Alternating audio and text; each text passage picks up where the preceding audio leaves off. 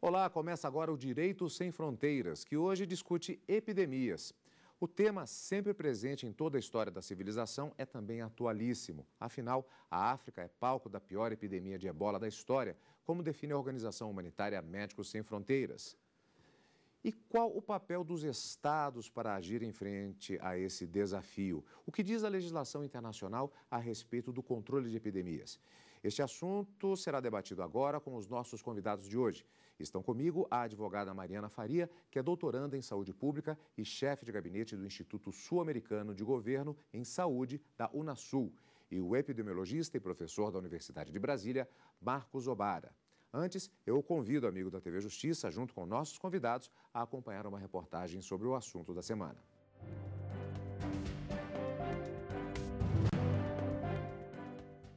Vírus e bactérias provocaram milhões de mortes ao longo da história. A peste negra dizimou quase metade da população europeia durante a Idade Média. A gripe espanhola matou entre 20 e 50 milhões de pessoas em 1918 e em 1919. Já a AIDS fez 1,5 milhão de vítimas só no ano passado, segundo a ONU. Hoje, a África enfrenta a pior epidemia de ebola da história. A doença foi descoberta em 1976 e ainda não existe vacina. Pior, a Organização Humanitária Médicos Sem Fronteiras define o ebola como uma das doenças mais mortais que existem. A epidemia começou este ano e já atingiu países como Guiné, Serra Leoa, Libéria e Nigéria. O ebola pode ser contraído de seres humanos e também de animais infectados. O vírus é transmitido pelo contato com sangue, secreções e outros líquidos corporais. Os principais sintomas da doença são dor de cabeça, febre, vômito, diarreia e dores tanto musculares quanto nas articulações. A taxa de fatalidade chega a 90% das pessoas infectadas. É a maior epidemia da doença no que se refere a pessoas afetadas, de mortos e de extensão geográfica, segundo a Organização Mundial da Saúde.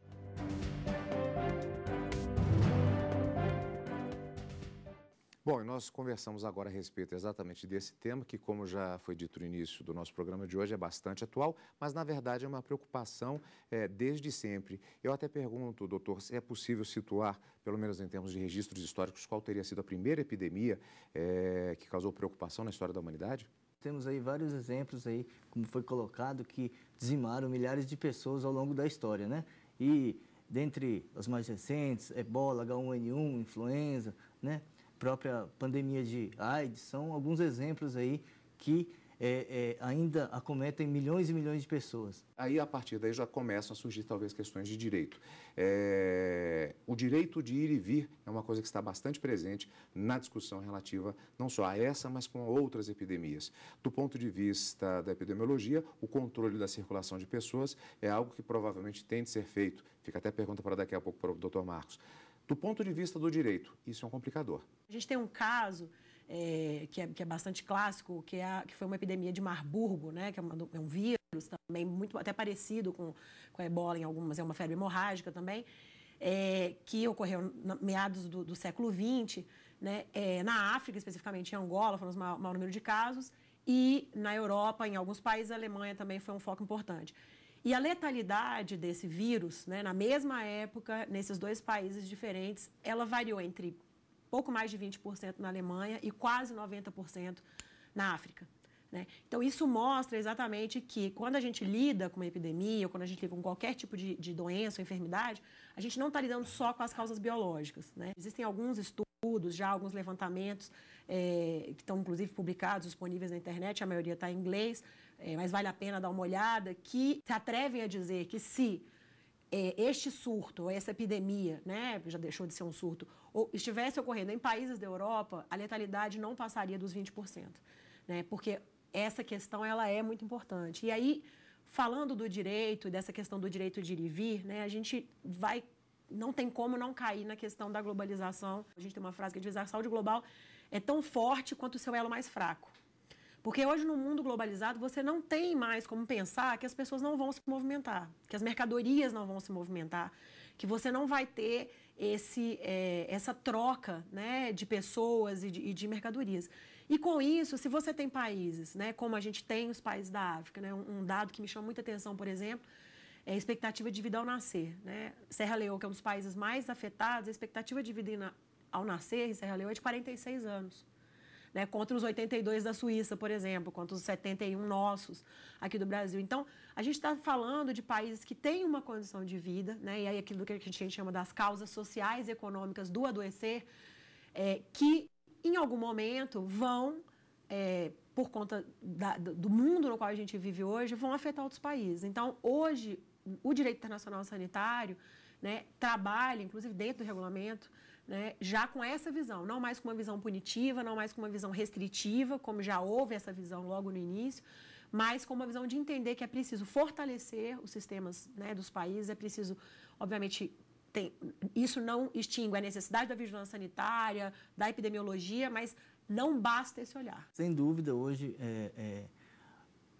facilita, né, o deslocamento de pessoas no mundo todo. Então, hoje você tem, e é muito rápido, né? Hoje a aviação, as companhias aéreas, né, é um preço até acessível, dependendo dos lugares. Então, sem dúvida, pode, né, ocorrer a introdução de infectados aqui no país, no Brasil, né?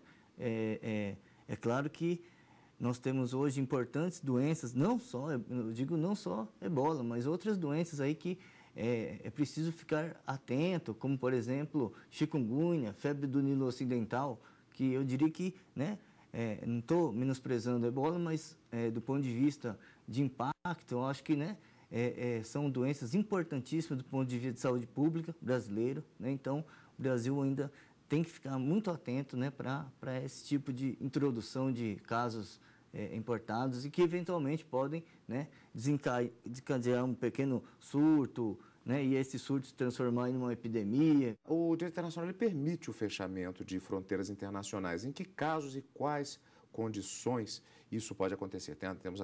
Acompanhamos agora, por exemplo, a Libéria, ela fechou no dia 27 de julho a maior parte das fronteiras terrestres do país, exatamente a partir da questão do vírus ebola. Como é que funciona do ponto de vista da legislação internacional essa possibilidade? Por exemplo, a quarentena, né, que é um dos sistemas utilizados, quando você tem a introdução de uma pessoa com a infecção ou com algum sintoma, né, de uma doença que esteja em casos epidêmicos ou ainda em surto, advindos do país onde isso está ocorrendo, né, são, assim como fechamento de fronteiras, são procedimentos autorizados, né, e, em alguns casos, até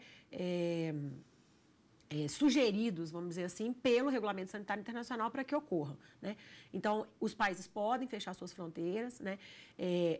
Existe, inclusive, por parte da Organização Mundial da Saúde, um apelo para que os países que estão sofrendo a epidemia façam um controle da saída, porque é mais fácil, né, dentro do direito, já porque o direito ele vai lidar com a questão, sim, sanitária, mas ele vai lidar com outras questões, como você já tinha colocado, que é o direito de ir e vir, né? A gente tem a questão da discriminação, né?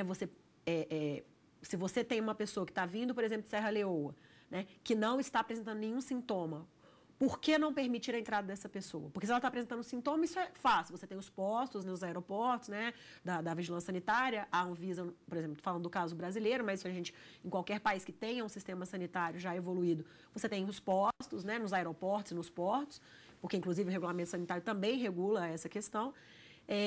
Então, se a pessoa apresenta algum sintoma, isso é de fácil condução, né? No caso do Brasil, por ser um sistema único e unificado, a vigilância sanitária vai transportar para o hospital de referência mais próximo para que aquele caso seja, então, colocado em quarentena, vai ser assistido e tudo mais.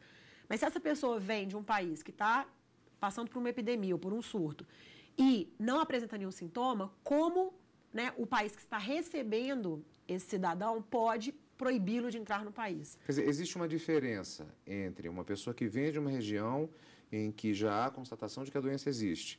Essa pessoa chega. Existe uma diferença entre pura e simplesmente barrá-la porque ela vem de uma determinada região e pegar essa pessoa, chamá-la, fazer com que ela faça exames e se constate se ela é um vetor ou não. Isso. Que, em geral, inclusive, no caso da Anvisa, aqui no Brasil, né, falando agora especificamente sobre o Brasil, porque eu não conheço todos os regulamentos sanitários mundiais, nacionais, né, Porque o internacional, ele dá bases, mas cada país vai desenvolver a sua própria metodologia de trabalho em cima das bases do Regulamento Sanitário Internacional. No caso do Brasil, a Anvisa tem um regulamento para viajantes, que é bastante extenso, enfim, e diz exatamente como que o agente sanitário, nos aeroportos e portos, né, nas fronteiras também, inclusive terrestres, como que ele deve agir, né, quando entra uma pessoa com sintomas, quando entra uma pessoa sem sintomas, quando essa pessoa vem de uma área. Então, isso tudo, o agente sanitário, ele sabe bem como lidar com isso e tem seus procedimentos. Mas dentro do direito, né, isso pode gerar uma série de complicadores. Então, se vem uma pessoa, né, um cidadão de uma área endêmica, sem apresentar nenhum sintoma, né, por que ele seria barrado na entrada? Né? Então, isso pode gerar outras complicações no direito. Um instante só, continuamos com a nossa conversa sobre epidemias. Não saia daí. De 2 a 4 de outubro vai acontecer o 15º Congresso Nacional e o 5º Latino-Americano de Sociologia Jurídica, na cidade de Rosário, na Argentina. O evento tem como tema os conflitos na América Latina, novos desafios jurídicos e sociais para a região. Informações e inscrições no site www.sasju.org.ar.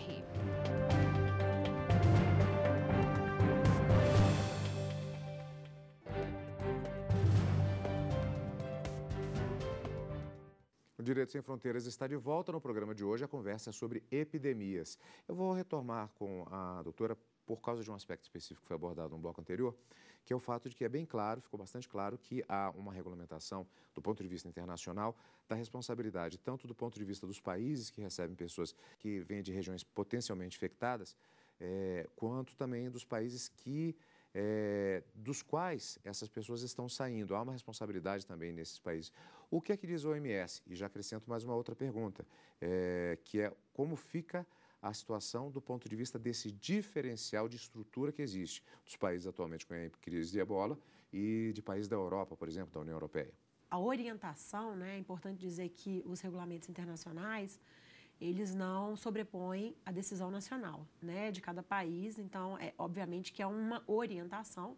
E essa orientação, de fato, é para que, nesses casos, né, epidêmicos, como a gente está vendo agora, para que esses países façam um controle maior de saída, obviamente, para evitar o alastramento da doença. Né? O nível de controle varia muito de país para país e de estrutura para estrutura. Então, obviamente que em países com uma estrutura, né, onde não há um sistema nacional de saúde, né, onde você não tem uma integração entre vigilância, entre serviço, né, entre prevenção e promoção, né, que é o que hoje a gente tem no Brasil e a maior parte dos países da Europa também já contempla, né, não é o caso dos países africanos. Né, esses países dependem basicamente de ajuda externa, né, dependem a gente viu até falando sobre os Médicos Sem Fronteiras, vem fazendo um trabalho muito importante, mas são países que, em termos de sistema nacional, eles são muito deficitários.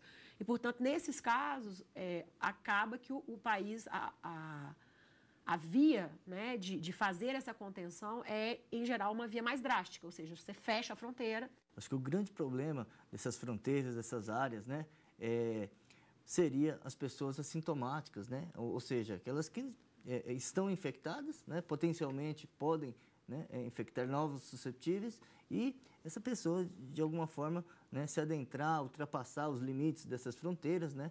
Uma questão relacionada à circulação de pessoas nas zonas onde estão identificadas epidemias é a questão dos profissionais que são encaminhados para esses locais, missões humanitárias, muitas vezes até missões militares, e também a própria questão das zonas de guerra, onde há uma grande circulação também de profissionais, sem contar os refugiados. Quais são os critérios no sentido de se acompanhar o que acontece nessas regiões? Existe a possibilidade disso piorar a transmissão de doenças?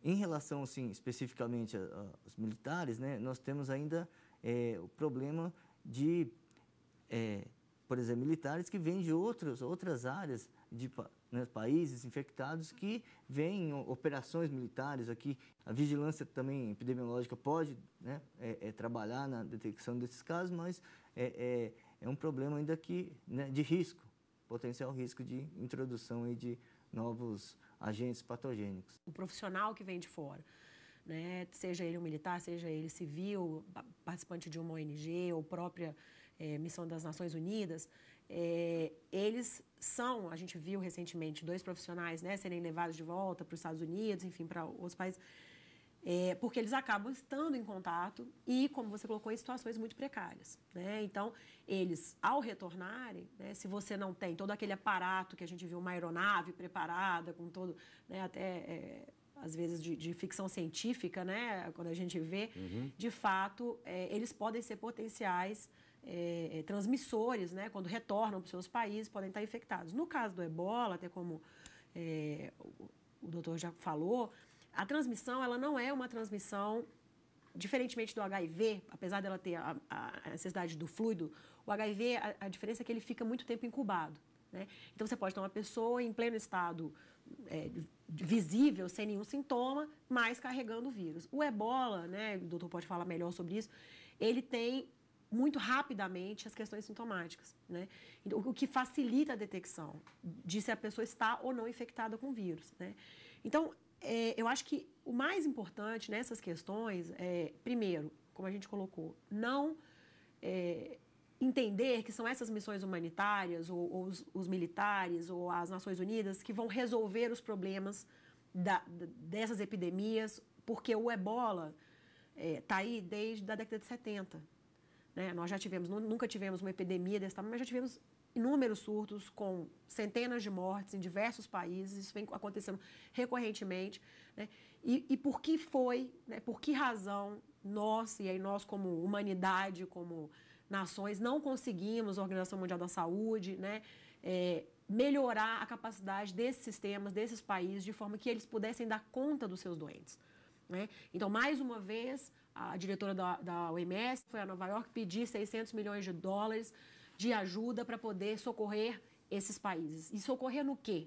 Socorrer em luvas, socorrer em máscaras, socorrer em leitos, socorrer no pagamento de funcionários, porque nós temos greve já de funcionários porque estão sem receber.